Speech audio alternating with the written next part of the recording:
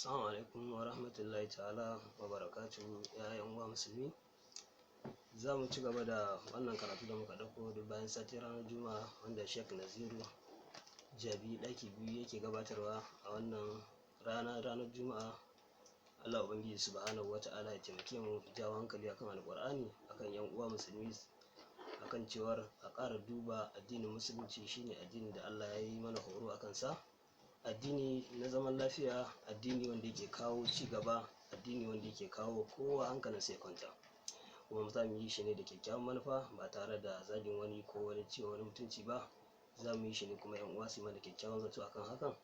Idan lokaci ya yi za mu ba da number waya domin a kira akwai tambayoyi masu muhimmanci akan abun, ba kuma mun zo yin jayayya ko wani abu ne. Tambayoyi na fahimta, gwargwadon fahimta za mu ba da amsa daidai gwargwado insha Allah subhanahu wa ta'ala, daidai gwargwadon fahimta wannan malami zai bayani. Saboda haka zai ci gaba da wannan tafsiri har zuwa wannan lokaci da Allah ya ba mu dama. Ni naku Kabiru Adam Gwagwa.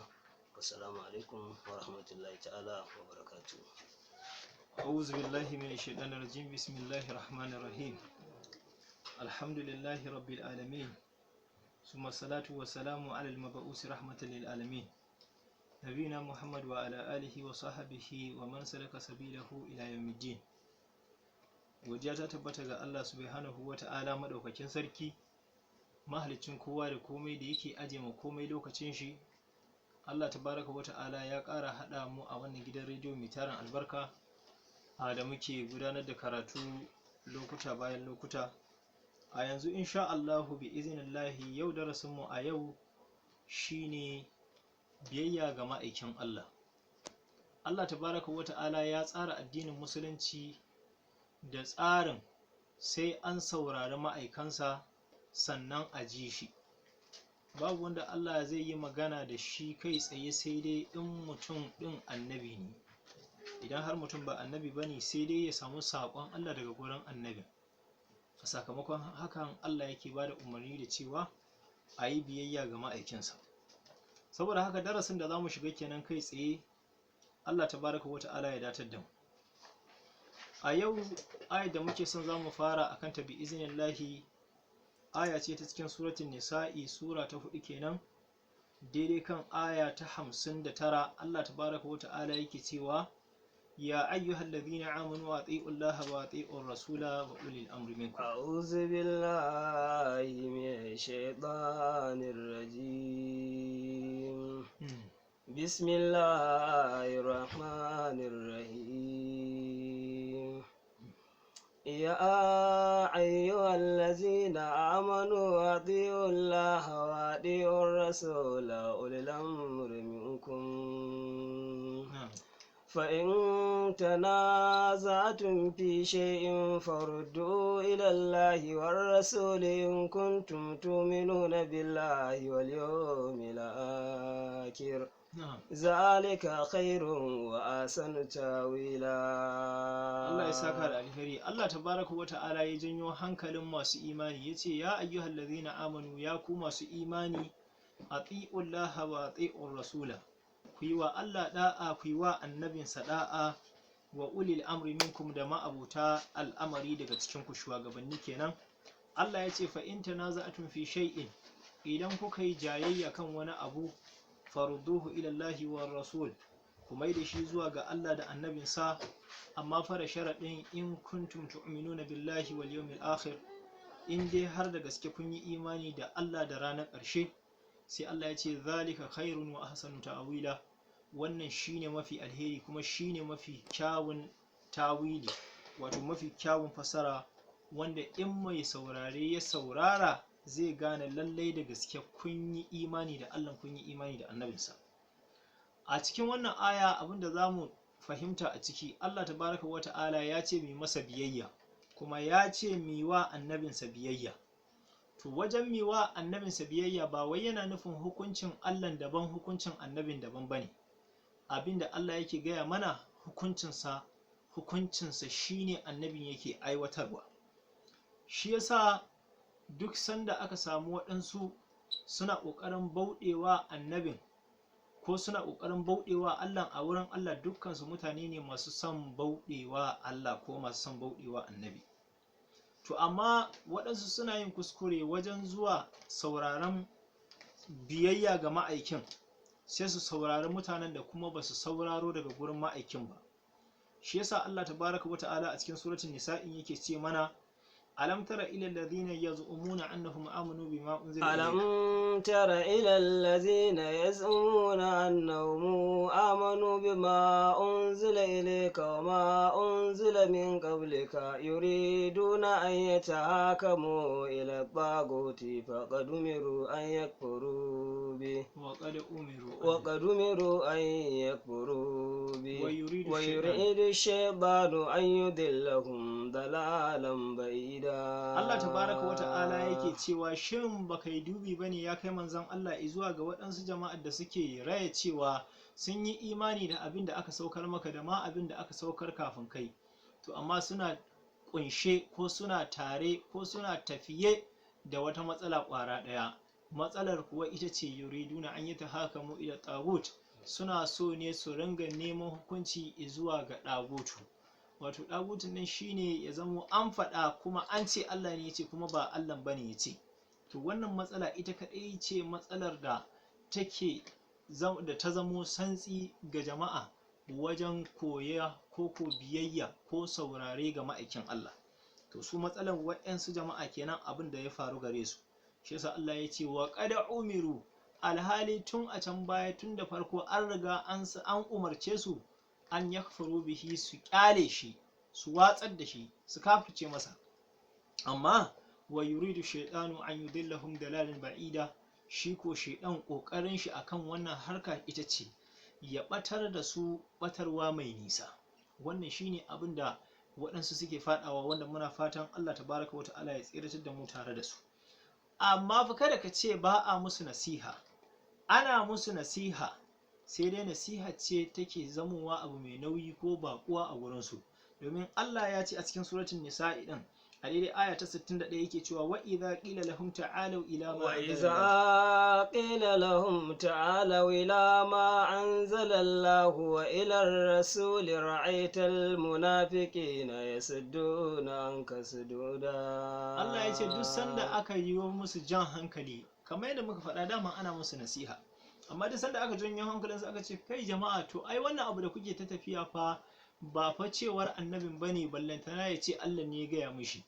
A lokacin sai ka ga waɗanda sun gane hakan abin yake, shi yasa sai Allah ya kira su da suna munafukai, sai su kuma sai su ringa cijewa game da kai mai kiran nasu, cijewa wato sai su ringa toshewa. Saddu kalma ce ta toshewa, wato sai ya zamo suna toshe wanda zai saurare ka, suna hana wani ya saurare ka, kuma su ko sun saurare ka ba za su fa'idantu da fa'idar da kake son ka kai su ba, ba za su fahimci abin da kake son ka nuna musu ba. A zuciyarsu sun gane abin da kake son ka faɗa, ba wai kana nufin bauɗewa manzon Allah bane, ba kana nufin a kyamaci maganar manzon Allah bane, amma sun gane. To amma in suka bar jama'a suka fahimci haka, ai zai zamo jama'a da yawa sun fahimta, to su kokarin su cijar su hana a fahimci hakan, shine Allah ya kira hakan hali mara kyau. To kai kuma da kake son ya zama lallai da gaske kayi biyayya ga Allah, kayi biyayya ga ma'aikin Allah, Allah daman ya riga ya kafa sharaɗi, yake cewa a cikin suratul nisa'i din can aya ta 65 yake cewa fala wa rabbika la yu'minuna hatta yuhakkimuka fima shajara bainahum thumma la yajidu fi anfusihim harajan mimma qadaita wa yusallimu taslima. Allah yake cewa fala wa rabbika, lallai kuwa shi ubangijinka, lallai wannan abin da Allah zai faɗa shine zahiri. Fala wa rabbika la yu'minuna, lallai kuwa shi a gurin ubangijinka inda suke kai tunaninsu ba nan ake son a kai su ba kenan. La yu'minuna, ba za su taɓa zamowa masu imani ba, jama'ar da in aka kira su zo su saurari manzon Allah ya gaya musu maganar Allah sai su ringa cijewa. To wa'annan jama'a ba za su zamo masu imani, ƙwararren imani na gaske ba, hatta yuhakkimuka fi ma shajara bainahum, har sai sun mai da kai mai musu hukunci absolutely, ya zamo kai manzon Allah kai ne shugaban yi musu hukunci, da ka ce to cewarka ta isa ta ce, domin daga gurin Allah ka samu cewar. Sai sun gasganta zuciyarsu, sai sun gasganta Allah, kai sun gasganta ma'aiki, kamar yadda Allah ya ce ɗin a saka wanda za a ansa hukuncin Allah a gurinsa, to sai sun gasganta haka cikin wannan lamari. Hatta yi haka muka, sai sun mai da kai mai hukuncinsu fi ma shajara bainahum, akan duk abin da yake gudana tsakaninsu. Summa la yajidu fi anfusihim harajan mimma qadaita, sannan kuma sai sun samu a cikin zuciyarsu babu wata kyama daga abin da ka hukuntar din. Wa yusallimu taslima, kuma su sallama ga hukuncin da ka karanta musu cewa haka Allah ya ce, su sallama gare shi sallamawa. Kaga wannan abu ne lallai na jan hankali. Allah ya tsoratarwa kala biyu. Na farko, ya hana mutum a ce masa manzon Allah ya ce ya ƙi yadda, sa'annan kuma sai ya tsoratar da shi mai zuwa ya kawo labarin manzon Allah cewa idan ya kawo labarin manzon Allah to zai zamo abin da manzon Allah ya ce abin da Allah ya koya mishi ne, kuma Allah ya faɗi littafin da yake koya masa. Za mu je ga haka bi idhnillahi. To a takaice wayannan ayoyi da muka karanta daga baya zuwa yanzu suna luratar da mu abubuwa guda biyu. Na farko, wajibin dukkanin musulmi ne ya zamo yana biyayya ga manzon Allah. Duk da dama ba a taɓa samun wani musulmi yana sanye addinin musulunci amma a ce masa annabinsa ya tabbatar, kuma annabinsa ya faɗa, ya tabbatar da cewa da gaske annabin ya faɗa ga inda Allah ya ce amma kuma bai yi. Ba a samu wannan ba, kamar yadda a duk cikin musulmai ba a samun musulmin da bai san manzon Allah. Kowane musulmi kaji an ce bai san manzon Allah, to kushe shi kawai ake son a yi, ko ana son a bata shi ne a wurin sauran jama'a, amma fa an san yana son manzon Allah, sai dai ya zamo yayi wani abu wanda wannan abun ne kawai yasa ba a san a tafi tare da shi, tare da wannan abun sai a danganta mishi rashin son manzon Allah. To shine Allah yake cewa ya nuna wa mutane abu guda biyu. Na farko, ya nuna wa mutane lallai su yi wa annabinsa da'a, sannan kuma a cikin yi wa annabin da'a sai ya nuna to gafa inda za a saurari da'ar da za a yi wa annabin, domin annabin yana da linzami. Shi annabin zai faɗi linzamin da Allah ya yi masa, da iya matsayin da Allah ya hore masa, da martabar da Allah ya masa, da karamar da Allah ya masa wajen bashi inda zai samu hukuncin. Shi yasa Allah tabaraka wa ta'ala wajen ya nuna mana ya yi komai warawara don kada Allah a gama maganan wani ya ce bai gane ba, sai Allah yake cewa laqad anzalna, a cikin suratul nur aya ta 20 aya ta 46 Allah yake cewa laqad anzalna ilaykum ayatin mubayyinatin, laqad anzalna ilayka ayatin laqad mubayyinat anzalna wallahu yahdi laqad anzalna ayatin mubayyinatin wallahu yahdi man yasha'u. Karanta mu ji. لقد أنزلنا إليك آيات مبينات والله يهدي من يشاء إلى صراط مستقيم. Allah ya ce laqad anzalna, da gaske na saukar da ayatin ayoyi mubayyinatin wa'anda suke warawara.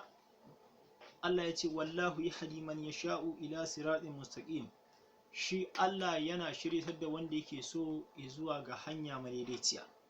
Abinda Allah yake nuna mana cikin wannan ayoyi, babu wani abu da mutum zai ce ya zo koyon shi a littafin Allah kuma ya ce shi bai gane ba, domin Allah shi ke shiryatar da shi zuwa ga hanya madaidaiciya.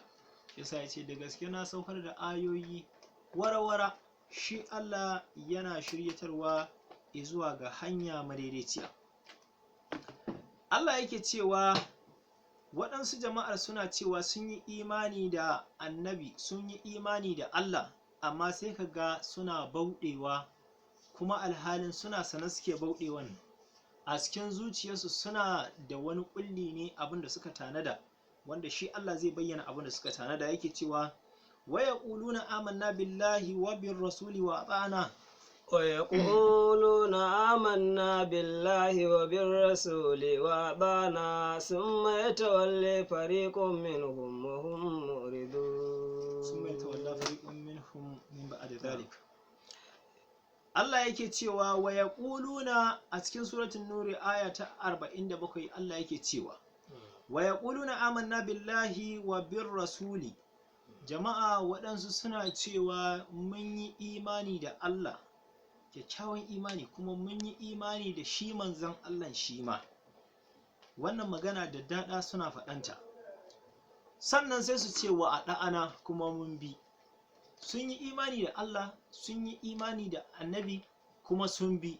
Wajen bi ɗina sai ba su ce mun bi su bi ba, suka ce mun bi, saboda daman biyayya ga Allah ita ce biyayya ga manzon Allah, kuma biyayya ga manzon Allah ita ce biyayya ga Allah, domin ba wai abubuwa ne daban-daban ba, abu ne ƙwara ɗaya. Shi manzon Allah shi wakilin Allah ne wajen gabatar da bayanin da Allah yake son a yi.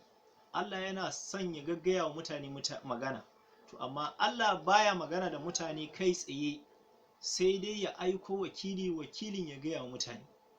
Shi yasa Allah yake cewa wa ma kana li basharin an yukallimahu Allah, wa ma kana li basharin an yukallimahu Allah illa wahyan min wara'i hijab aw yursilu rasulan fayuhi bi iznihi ma yasha. Allah ya ce baya taɓa yiwuwa ga mutum, wani ɗan adam, Allah ya magana da shi baki da baki sai dai ta fuskar wahayi. Idan kaga Allah ya magana da mutum sai dai ta fuskar wahayi, sai Allah ya saki cewa aw min wara'il hijabi, ko kuma ta bayan rufi, ya zamo shi mutum ɗin Allah ya magana da shi amma shi bai ga Allah ba, kamar yadda Allah ya magana da annabi Musa kenan.